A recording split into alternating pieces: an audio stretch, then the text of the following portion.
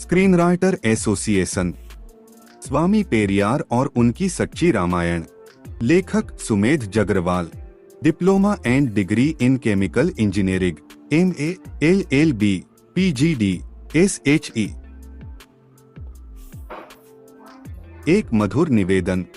भारत में समय समय पर बहुत से महापुरुष उत्पन्न हुए हैं, उनमें स्वामी पेरियार भी एक महान विभूति थे, जिन्होंने देश की एकता और अखंडता के लिए महान कार्य किया। देश में फैली कुरीतियों को मिटाने के लिए उन्होंने जीवन भर सतत संघर्ष किया और वे अपने संघर्ष में सफल भी हुए। भारत देश में कुरीतियों को उत्पन्न करने वाले अश्लील ब्राह्मणी ग्रंथ ही रहे हैं।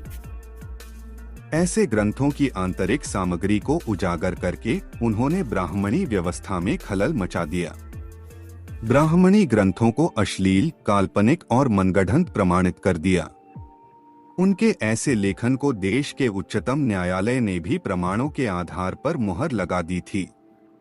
उनके द्वारा लिखी गई सच्ची रामायण देश में उपस्थित सभी रामायणों के तथ्यों के आधार पर लिखी गई है, जिसमें कुछ भी असत्य नहीं है।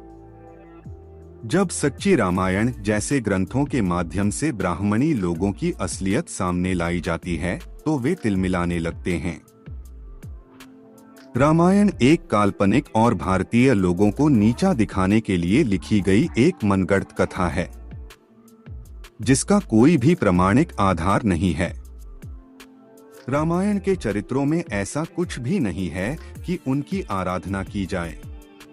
रामायण के लेखक और चरित्र सभी धूर्त और मूर्ख रहे हैं, जिनकी भारतीय लोगों को ऐसे अश्लील ग्रंथों के माध्यम से दिग्भ्रमित करने की और अपने काल्पनिक भगवानों के मनगढ़ंत चमत्कारों के माध्यम से गुलाम बनाए रखने की घटिया सोच रही है, जिससे वे निकम्मे बनकर भारतीय लोगों की मेहनत पर गुलछरे उड़ाते रहें और भारतीय लोगों का शोषण करते रहें और ब्राह्मणी लोग उन्नति के मार्ग पर अग्रसर होते रहें।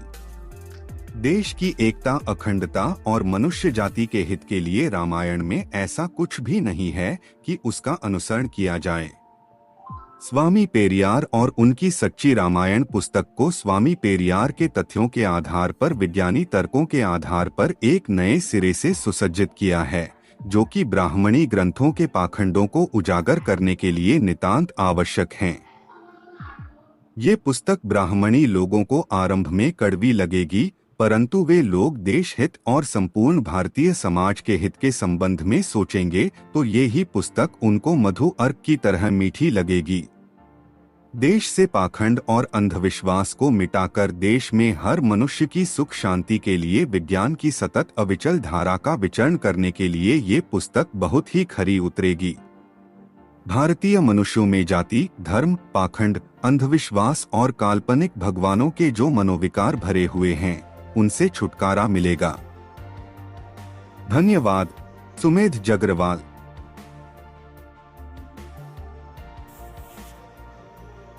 Certificate of registration.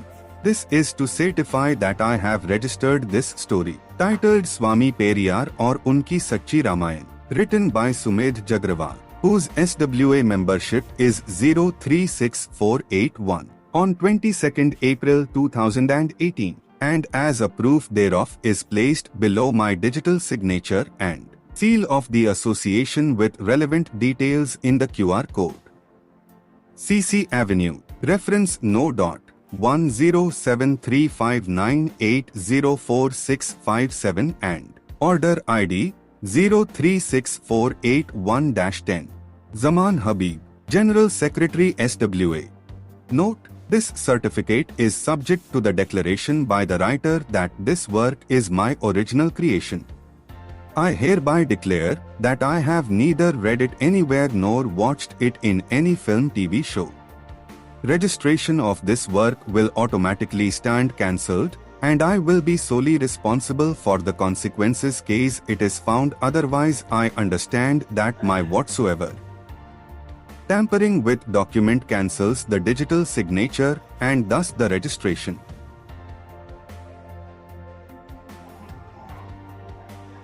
SWA, screen writer association, Swami Periyar और उनकी सच्ची रामायण।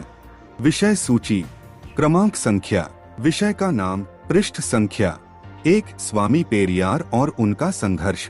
2 कथा की भूमिका। 3 राम की जन्मभूमि की सत्यता। 4 राम जन्म की गुत्थी। 5 अयोध्या कांड।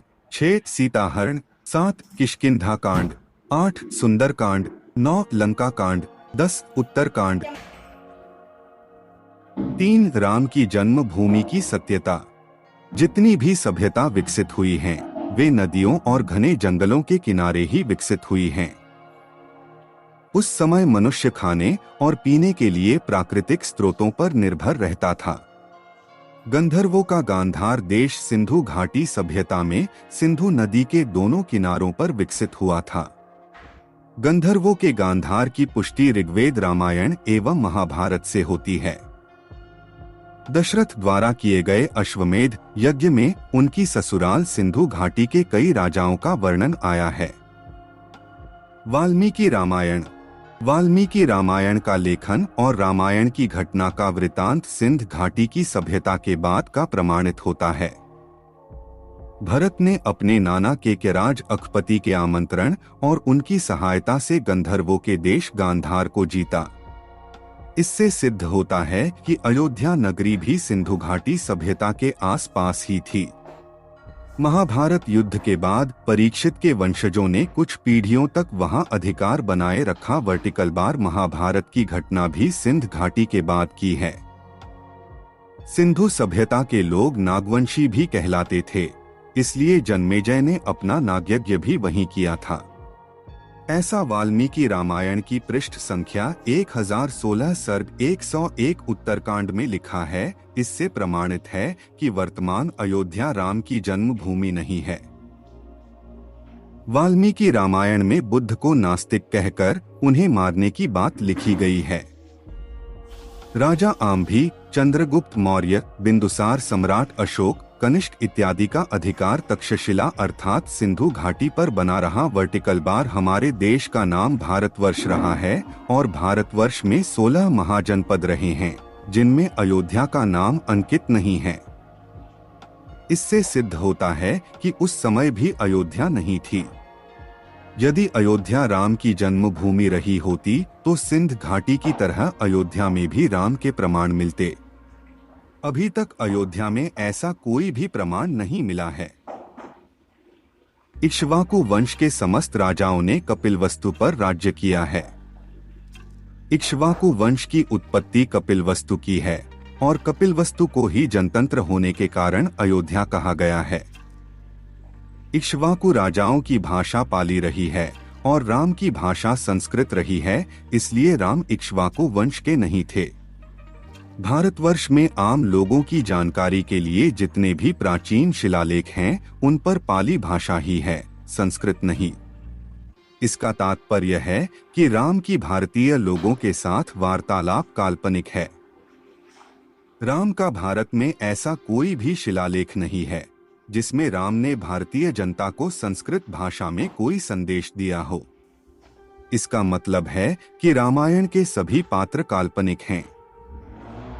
आर्यों द्वारा भारतीय लोगों को गुलाम बनाए रखने के लिए ऐसे काल्पनिक काव्यों की रचना भगवानों के नाम पर संस्कृत में की गई। अपने देश में हिंदी भाषा की उत्पत्ति 1200 वर्ष पूर्व नहीं थी। यदि रामायण के पात्र हिंदी बोलते थे तो रामायण की घटना 1200 वर्ष से अधिक की नहीं है। इसका तात्पर्य है कि राम और अयोध्या का 5 लाख वर्ष पूर्व कोई अस्तित्व नहीं था। उक्त वार्तालाप से पुष्टि होती है कि मनुष्य की उपस्थिति भारत में 74,000 वर्ष से ही है और वह 10,000 वर्ष पूर्व तक नंगा रहता था, इसलिए 5 लाख वर्ष पूर्व राम का अस्तित्व बताना एक पाखंड है। 7,000 वर्ष पूर्व सिंध सभ्यता के अतिरिक्त भारतवर्ष में कोई भी सभ्यता विकसित नहीं हुई थी, इसलिए 5 लाख वर्ष पूर्व अयोध्या का अस्तित्व बताना एक पाखंड है। विदेशी आर्यों का चित्रण वेदों में किया गया है।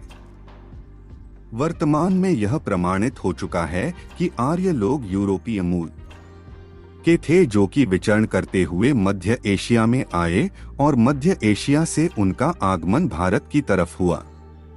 आर्य लोग लंबे कद और गौर वर्ण के थे। उनकी भाषा संस्कृत और चरवाहों की अश्लील संस्कृति थी।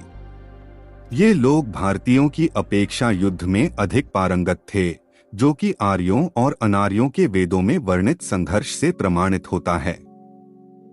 भारतीय लोग कद में छोटे एवं काले रंग के थे, जो कि कृषि के कार्य में कुशल थे, और उनकी भाषा द्रविड़ थी। आर्यों का रहन सहन घुमक्कड़ एवं पशुपालन था।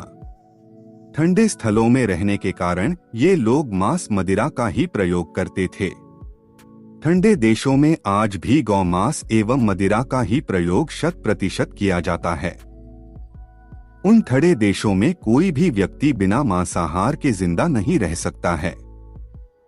प्राचीन काल में भारत को छोड़कर संसार के सभी देशों में गौ मांस का ही भक्षण किया जाता था, और भारत में आर्यों के आने के बाद गौ मांस का भक्षण किया जाने लगा और आज भी किया जाता है।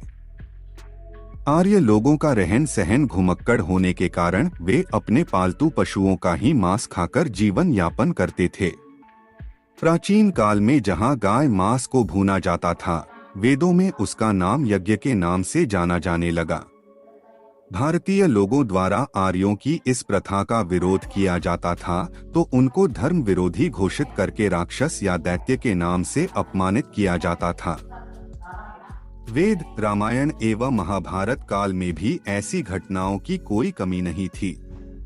कुछ लोग वृतांत देते हैं कि उन युगों में नारी का बहुत ही मान सम्मान था, जबकि समस्त धार्मिक ग्रंथों से एक ही बात प्रमाणित होती है कि उन कालों में नारी ऋषि मुनियों की हवस का शिकार रही हैं। ऋग्वेद के अनुसार राजा हरिश्चंद्र के पिता त्रिशंकु ने एक नवविवाहिता पत्नी का अपहरण कर उसके साथ व्यभिचार किया। राजा इंद्र के पुरोहित बृहस्पति की पत्नी तारा को वनस्पतियों का स्वामी वनमंत्री चंद्र भगा ले गया था और उसके साथ व्यभिचार किया, जिससे बुध नामक पुत्र उत्पन्न हुआ। वही पृष्ठ 193 भागवत पुराण से स्पष्ट है कि स्वयंभुव अर्थात ब्रह्मा के मन में अपनी अबला और मोहक पुत्री वाच के प्रति कामुकता जगी और उसके साथ व्यभिचार किया। मुनियों और उनके पुत्रों ने अपने पिता के कुकर्म पर उन्हें फटकारा, तुमने ऐसा किया जो तुमसे पहले किसी ने नहीं किया, न तुम्हारे बाद कोई ऐसा करेगा। क्या तुम्हें अपनी पुत्री से विषय भोग करना चाहिए था? अपने उन्माद को क्या तुम रोक नहीं सकते थे?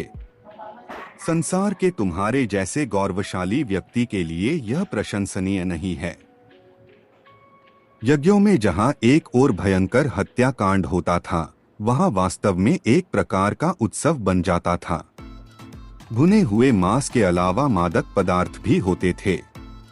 लगभग प्रत्येक यज्ञ के बाद जुआ खेला जाता था, और सबसे असाधारण बात यह थी कि इसके साथ साथ खुले में संभोग भी होता था। इस प्रकार यज्ञ अय्याशी के अड्डे बन गए थे। इस प्रकार कोई भी युग रहा हो अर्थात कोई भी काल रहा हो, हर काल में नारी पुरुष की हवस का शिकार रही है। चाहे वह पुरुष कोई भी योनि का रहा हो, चाहे राजा हो, चाहे देवता रहा हो, चाहे ऋषि मुनि रहा हो।